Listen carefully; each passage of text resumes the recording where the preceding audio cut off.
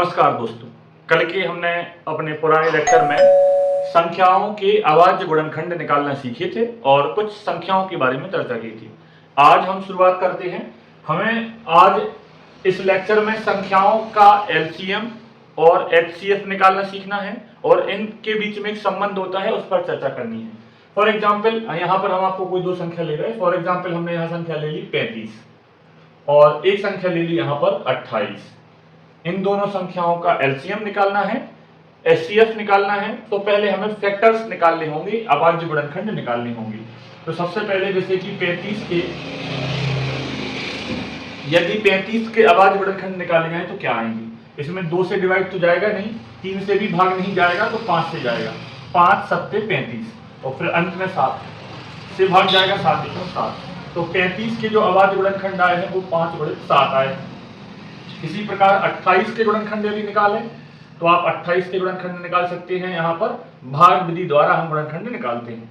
2 से भाग दिया, 2 एकम 2 और 2 चौके 8, फिर 2 से भाग दिया, 2 सत्ते 14, फिर यहाँ पर 7 से भाग जाएगा, 7 एकम 7। तो हमने यहाँ देखा 2 कितनी बार आया है, 2 बार, तो हम इसको लिख लेंगे 2 का वर्ग और साथ में आया है 7 बार। ठीक है, 7 1। क्लियर। तो हमने यहाँ पर 35 और 28 के अभाज्य गुणनखंड निकाले। अब यहीं पर हमें इनका एचसीएफ क्या रहेगा और इन दोनों संख्याओं 35 और 28 का एलसीएम क्या रहेगा वो निकालना है ना। तो हम यहाँ निकालें। एचसीएफ में करना क्या होता है, हमें ऐसी संख्या जो दोनों में कॉमन हो वो लेनी होती है। फैक्टर देखने होते हैं, ऐसी संख्या जो दोनों में कॉमन हो। छोटी चीज हमेशा कॉमन होती है। तो यहाँ ध्यान से देखें, ऊपर 2 है क्या, नीचे 2 तो है, ऊपर 2 नहीं है, तो 2 कॉमन नहीं है। हम फिर देखें 5 ऊपर है, नीचे 5 नहीं है। ठीक है, केवल कॉमन चीज एक ही दिख रही है, 7। एक फैक्टर ऐसा है जो दोनों में कॉमन है, 7। अर्थात 28 और 35 का एचसीएफ तो 7 होगा। क्लियर। एलसीएम यदि निकालें तो एलसीएम में करना क्या होता है, हर संख्या कम से कम एक बार जरूर लेनी है, कॉमन हो या ना हो। अगर दोनों में कोई संख्या है तो उसकी बड़ी घात कॉमन लेंगे, फिर है ना, बड़ी घात बाहर निकालेंगे। जैसे ऊपर 2 नहीं है, नीचे 2 है, तो हमें हर संख्या को एक बार लेना है ना। जो भी होगी बड़ी घात वाली होगी तो बड़ी घात लेंगे। क्लियर। ऊपर 5 है, नीचे 5 नहीं है, लेना ही है एक बार, कॉमन हो या ना हो हमें लेना ही है हर संख्या, है ना। और 7 ऊपर है, 7 नीचे है, तो 7 तो फिर आएगा ही। इसे सॉल्व करें, 2 का वर्ग 4 गुणा 5 गुणा 7, तो 4 पंचे 20 सत्ते 140 आएगा जी। क्लियर। और जब एचसीएफ और एलसीएम निकल जाते हैं तो यहाँ पर एक संबंध होता है। जिन दो संख्याओं के एलसीएम और एचसीएफ की हम बात कर रहे हैं, उनका गुणनफल उन दोनों संख्याओं के गुणनफल के बराबर होता है। ये एक संबंध होता है, एक रिलेशन है। ठीक है, जो हमें अगले क्वेश्चन में प्रूव करने को दिया जाएगा। तो एलसीएम की बात करें तो एलसीएम 140 आया है और एचसीएफ आया था 7। इनका गुणा करके देखो, 14 सत्ते 98, यहाँ पर आ जाएगा और एक 0, 980 आएगा। क्या संख्याओं का गुणनफल भी 980 आ रहा है। ठीक है, तो एक संख्या थी 35 और दूसरी थी 28। यहाँ निकाल लेते हैं अपन। 28 पंचे 140 की शून्य हाथ लाई 14 और 28 किया करेंगे तो यहाँ पर आएगा जी अपना 84 और 14 98। बिल्कुल दोनों संख्याओं का गुणनफल उनके एलसीएम और एचसीएफ के गुणनफल है। जिस सर्वसमी का हमने यहाँ सिद्ध कर दिया, रिलेशन समझ लीजिए। क्लियर। तो हमें आज के इस वीडियो में मुख्यतः दूसरा प्रश्न, तीसरा प्रश्न, ऐसे प्रश्न करने हैं। हम पहला अभ्यास एक्सरसाइज 1.1 कर रहे हैं। कल हमने इसका पहला जो क्वेश्चन था, क्वेश्चन नंबर 1 कर लिया था, है ना, जिसमें हमने अभाज्य गुणनखंड निकाले थे। आज हमें संख्याएं दी जाएंगी, उनके अभाज्य गुणनखंड निकालने के बाद एलसीएम एचसीएफ निकालने होंगे और सत्यता की जांच करनी होगी इस फॉर्मूले की। क्लियर। तो यदि आपको क्लियर लगा हो तो वीडियो में अंत तक बने रहें। हम इसको रफ करके नए क्वेश्चन की ओर मूव करते हैं।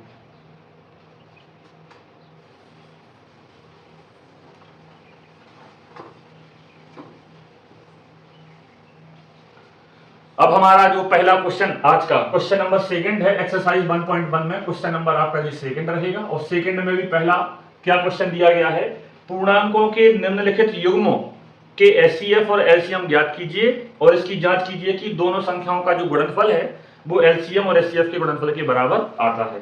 तो दूसरे का पहला क्वेश्चन, यहाँ पे संख्याएं दी गई हैं 26 और 91, 91। करना क्या है, सबसे पहले आपको इनके अभाज्य गुणनखंड निकालने हैं। तो सबसे पहले हम साइड में यहाँ पर 26 के गुणनखंड निकालते हैं। 2 से भाग जाएगा, 2 एकम 2, 2 तीन 6, फिर भाग जाएगा 13 से, और किसी से जाता ही नहीं है ना, तो 13 एकम 13। तो 26 के हमने गुणनखंड निकाले 2 गुणा में 13। इसी प्रकार 91 के गुणनखंड यदि आप निकालोगे तो 2 से इसमें भाग जाएगा नहीं, 3 से इसमें भाग जाएगा नहीं, है ना, 5 से भाग इसमें जाएगा नहीं, 7 से भाग जाएगा, 13 सत्ते 91 होता है और लास्ट में 13 एकम 13, तो 7 से और 13 से भाग गया केवल, तो 91 की भी हमने गुणनखंड निकाली 7 गुणा में 13। जब हमारे पास गुणनखंड आ जाते हैं तो हमें यहाँ से एचसीएफ और एलसीएम निकाल लेना है। ठीक है, तो एचसीएफ निकालने के लिए हमने अभी बताया था, एचसीएफ निकालना है तो हमें ऐसी संख्या जो दोनों में कॉमन हो, और कॉमन क्या होता है, जो छोटी चीज होती है, छोटी पावर कॉमन होती है। यहाँ पर 2 है लेकिन नीचे 2 नहीं है, यह कॉमन नहीं है। इसके बाद नीचे 7 है लेकिन ऊपर 7 नहीं है, तो वो भी संख्या कॉमन नहीं है। कॉमन संख्या केवल 13 है, तो इन दोनों संख्याओं का एचसीएफ क्या रहेगा, 13 रहेगा। अब बात करते हैं एलसीएम की। एलसीएम में हमें हर संख्या एक बार लिखनी है। अगर कोई संख्या दोनों में है तो उसकी बड़ी घात लिखेंगे, है ना, तो ऊपर 2 है नीचे नहीं है तो एक बार तो लिखना ही है 2, नीचे 7 है ऊपर नहीं है तो एक बार तो 2 लिखना ही है, 2 है 7 है एक बार आए हैं, और 13 संख्या जो है वो दोनों में आई है तो 13 लिख दिया। कॉमन हो या ना हो हमें हर संख्या को एक बार लिखना होता है, अगर बड़ी घात है तो फिर बड़ी घात लिखेंगे। तो यहाँ गुणा कर लें, 13 सत्ते 91 दूनी 182, एलसीएम हमने निकाल लिया 182 आया और एचसीएफ हमने निकाला तो 13 आया। अब हम यहाँ सत्यता की जांच करते हैं, उस फॉर्मूले की सत्यता की जांच। ठीक है, उस फॉर्मूले की सत्यता की जांच करेंगे। सबसे पहले संख्याओं का गुणनफल, तो संख्याओं का गुणनफल निकालते हैं। संख्याओं का गुणनफल निकालें तो संख्याएं दी थी हमारे लिए, एक 26 और एक दिया था हमें 91, है ना, साइड में आप कहीं निकाल लेना इसको। तो 26 का 91 में गुणा करके देखें कितना आता है, 6 एकम 6 और 6 नाम 54। इसी प्रकार 2 एकम 2 और 2 नाम 18। यहाँ गुणा करने से 6 आत्मा 13 2366। संख्याओं का गुणनफल करने पर हमें 2366 मिलता है। ठीक है, इसके अलावा हम एलसीएम और एचसीएफ का गुणा भी करें, क्या इतना ही हमें मिल रहा है? यदि इतना मिलेगा तो सत्यता की जांच हो जाएगी। एलसीएम आया था 182 और एचसीएफ आया था 13, गुणा करके देख लें।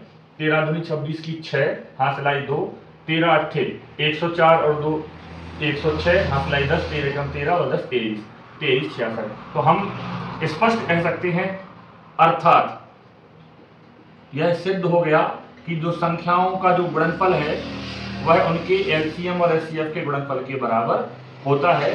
प्रूफ हो गया है हमारा, है ना, तो हम यहाँ पे कह देंगे। इस प्रकार से आपको विधिवत तरीके से लिखना है कॉपी में, जो बोर्ड की कॉपी रहेगी आपको विधिवत तरीके से आप बाजू में उनके अभाज्य गुणनखंड बतला सकते हैं। क्लियर है? तो कोई भी जो संख्याएं हमें दी गई होंगी सबसे पहले उनका हमें अभाज्य गुणनखंड निकालना है। उस अभाज्य गुणनखंड के आधार पर ही एचसीएफ और एलसीएम हम निकालेंगे। एचसीएफ कैसे निकालना है? जो गुणनखंड निकले हैं उनमें सबसे छोटी जो कॉमन चीज है ना वो आपको बाहर लेनी है, ऐसी संख्या जो कॉमन हो। और अगर दोनों में कोई संख्या है तो हमें उसकी घात छोटी वाली लेनी है, छोटी संख्या कॉमन रहती है। यहाँ 2 है लेकिन यहाँ नहीं था, नहीं निकाला हमने। 7 यहाँ है, ऊपर नहीं था, नहीं निकाला हमने। कॉमन क्या था? 13, तो एचसीएफ 13 आया। एलसीएम में हमें हर संख्या लेनी है, कॉमन नहीं देखना है ना। अगर कोई संख्या दोनों में है तो अगर उसकी बड़ी घात कहीं मिलेगी तो बड़ी लेंगे। एलसीएम में 2 ले लिया, 7 ले लिया और 13 दोनों तो 13 भी ले लिया, गुणा करा तो 182। फिर चेक कर लेंगे कि संख्याओं का गुणनफल एलसीएम और एचसीएफ के गुणनफल के बराबर आ रहा है या नहीं। ठीक है, चलते हैं अगले प्रश्न की ओर।